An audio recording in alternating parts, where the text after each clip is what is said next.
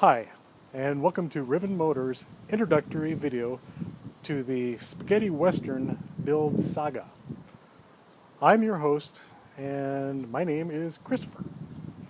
For those of you that know me, friends and family, that have been wondering what I've been up to for the past months, years, whenever, since you haven't seen me last, this is kind of what I've been up to. Those of you that know me and know what I do and kind of what I'm capable of know that I like to build and create and be kind of an idiot. It's true. I mean, maybe you'll learn something. Maybe not. Hopefully, you just find it interesting and entertaining.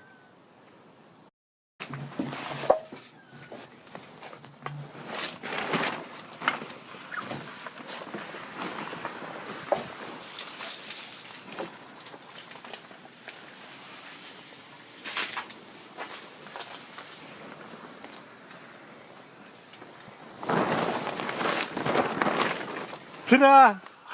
All right. Okay, so what we have here is a 1977 Lancia Scorpion. It's an Italian car. I guess you're supposed to pronounce it Lancia. That's the proper way of doing it. I have a little beastie here. This little darling is Zilly. She's going to probably want to just hang out in my arm here. So anyway, I got this car a while back, and I started doing a little bit of work on it, but I thought it would make a neat video project series. Anyway, this car was built back in 1977. The 70s were an awesome period of time. In 1977, for instance, stop with the U's, Star Wars came out, along with Smokey and the Bandit. And this car is kind of like a cool symbol of those times.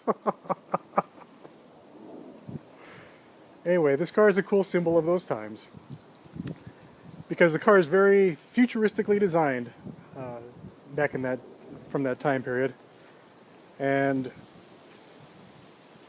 I was pretty darn excited after seeing Smokey and the Bandit that I actually asked my dad if we could go tearing around the countryside and evading police. Back in the 1970s, there was the fuel crisis. And so the engine that they put in this car was a very fuel-efficient engine. It was a four-cylinder Lampredi designed engine. It was a dual overhead cam. This car is a mid-engine car, just for those of you that don't know. So the engine is not in front, and it's not like a Porsche where the engine is behind the rear axle. The engine sits in between the axles of the car. And this specific engine is mounted kind of horizontally in a transverse orientation with the transaxle bolted next to it.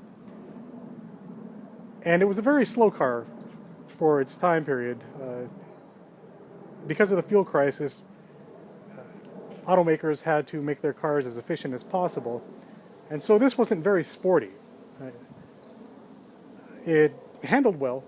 It braked kind of okay. It was kind of dangerous, kind of how it braked back in the day, partially because it was riding on really tiny wheels that they had. These are now 15-inch wheels, which are kind of close to being period with it. And I did already take off the front air dam on it, obviously. And I got this car for very cheap.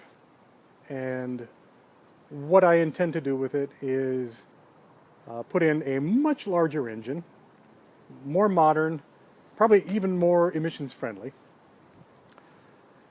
And I will be introducing the engine and transmission a little bit later. One of the things about this car is a lot of people think it's a DeLorean. And DeLoreans are kind of neat looking cars, but by and large, DeLoreans suck. And so, oh, what the heck was, whoa, seriously, dude? Yeah. Great Scott, Marty! It's an Italian car, did I say? And Italian cars are known to have their little niggles.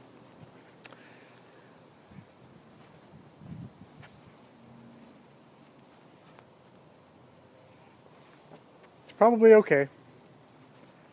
There isn't any fuel in it. But, yeah. I'm going to make this better. Those of you that know me, yes, I used to do special effects. I had to do it. My plan for this car is to essentially update everything. This car doesn't have a lot of rust, but it does need a new floor pan. It needs a new engine. It needs a new transmission. But it's going to be pretty badass. Alright, so let's just take a look at this car. This car was abandoned in a field for probably 30 years. Wasn't driven a lot. There is a ton of rust. There's the instruments with, like, it says 28,000 miles on it, but that could be 128, but I mean, who knows? The hood is pretty rusted out. That's the fuel tank. The fuel tank used to be back in front of the engine. That's just there just because it holds it. But I'm going to be putting a fuel tank in front. I'm going to be changing the suspension on it a lot. Back when these cars came out, in order to meet federal DOT safety stuff, they actually raised the suspension up by 2 inches. So the car almost looks like it is an off-road vehicle. And anyway, at the moment, the engine and the transaxle are pulled in back, so it's going to be sitting up really high anyway. They used to have these pop-up headlights. I got rid of those. Pulled the front bumper and everything like that so I could tow it. I'm going to be redesigning the air dam on it to be a little more aggressive. Lancia, whatever. They used to have like a really cool little convertible top that's stowed away under this rusty ass panel. But yeah, it needs new floors. The floors in it are rusted out just by virtue of it sitting in the weather. Yeah, the top disintegrated and all the rain and moisture just went to town on the interior. But surprisingly, a lot of the structure of the car is not too bad. The deck lid is pretty cool. I like the design of that a lot. I did remove the taillight panel so I could work on it. So this is the engine bay of the car. And right now it's nice and empty. That's where I did my little special effecty gag.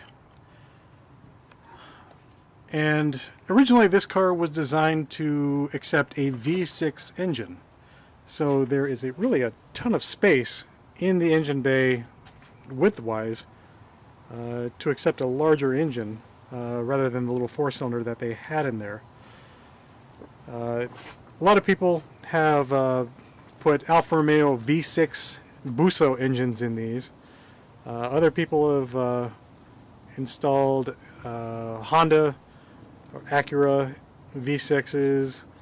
I think someone did a Honda Acura K20 4-banger with VTEC, pretty powerful engine. I thought, yeah, this is an opportunity to go a different direction. Also, one of the issues of these cars were the brakes. They had really tiny little brakes. You know, they were completely adequate for what they were back in the day. This car was produced and kind of developed at the same time the Fiat X19 was built and designed and created. And they were actually competing designs for, I don't know, was it Fiat or Lancia to build. Fiat, the X19 was originally designed by Bertone, or Bertoni, I don't know how you pronounce it. This car was designed by Pininfarina. So these two design houses offered their separate designs up, and Fiat pursued the X19, but Lancia decided to take this and build this into their model line. It's originally called, I guess, a Lancia Beta Montecarlo. When they imported it to the United States, they couldn't use the Monte Carlo name because Chevrolet already had trademarked that for their Monte Carlo. So Lancia had to call this something different, and so they called it the Scorpion.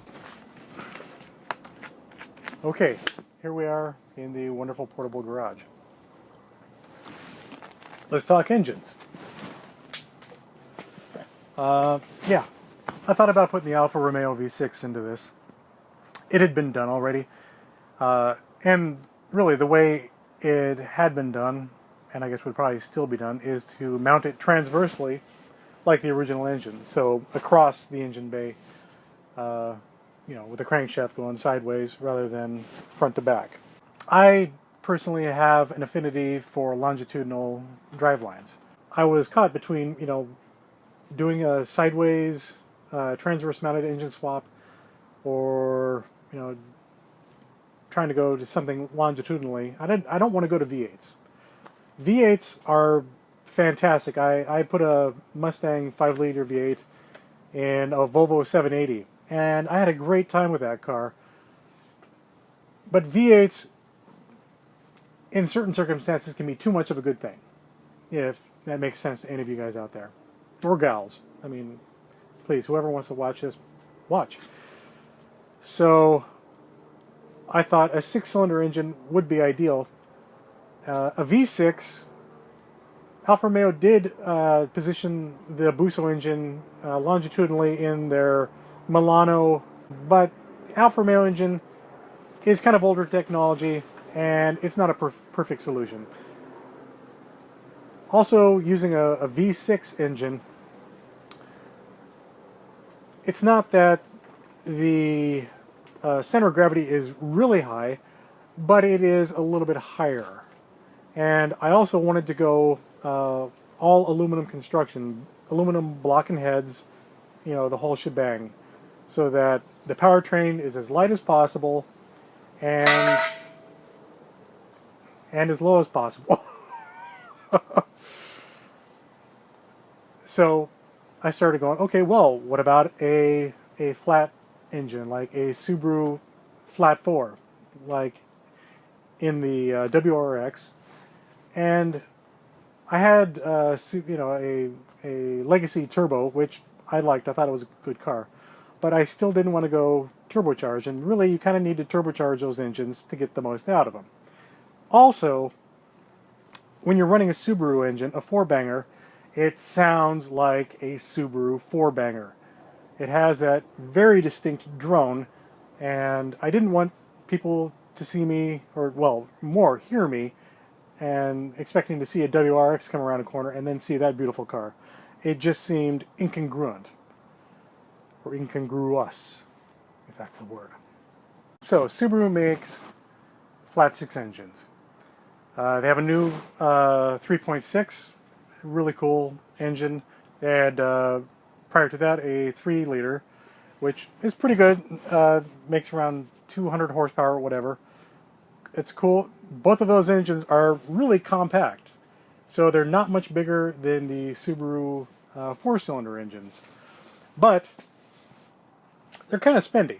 And really, this project is just a little kind of fun project. I want to keep everything, you know, under control economically. Subaru, back in the 1990s, made a car called the SVX. And it was a pretty badass, all-wheel drive, kind of a coupe. It had a backseat. It was a +2. But it had a flat 6 engine in it that was just a really badass engine. And that's what we've got right here. Ta-da! La la! This engine, as I crunch stuff and we have a plane going overhead, this engine, stock, produced 230 horsepower and right around 230 foot-pounds of torque. It's a physically bigger engine than the other Subaru flat 6 engines, but it's got like a 7 main bearing crank. So really the construction of this engine is incredibly strong, and it's a really beautiful engine. It sounds just like a Porsche flat 6, but it's liquid cooled, 4 valves per cylinder, and it's a 3.3 liter. Now on the back of it is a Subaru WRX manual transmission. They only came in automatic transmissions in the SVX cars, and one of the problems was the engine was too powerful for the automatic transmission, and so it would destroy the automatic transmission, basically making the car junk. And so anyway, later on in the 2000s, Subaru started constructing tough enough manual transmissions in order to take the horsepower of like the WRXs and stuff like that. And this transmission is out of a WRX, and it was a all-wheel drive transmission.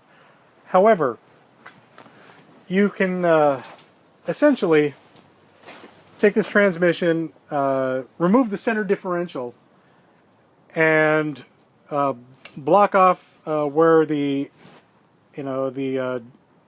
drive shaft, it comes out the back, and put a locking coupler in here, which essentially converts this into a longitudinal two-wheel drive. And so I'm going to be driving the rear wheels from what would ordinarily be the front axles on a front-engine Subaru. They're all front-engine.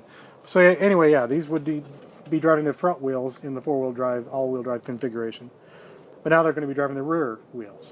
So, so it's all Subaru, all, really strong, reliable, current, well, 90s and 2000s current technology. I had briefly considered going electric, but I love the sound of internal combustion engines. And also, in order to build an electric to what I wanted to do, would have cost an arm and a leg also. So I got this engine for essentially $200. Anyway, so that is the introduction to my stupidity. Friends and family, I love you all. I miss you all. Being out here in California is kind of cool, but it's still not Colorado. Hope to see you guys soon.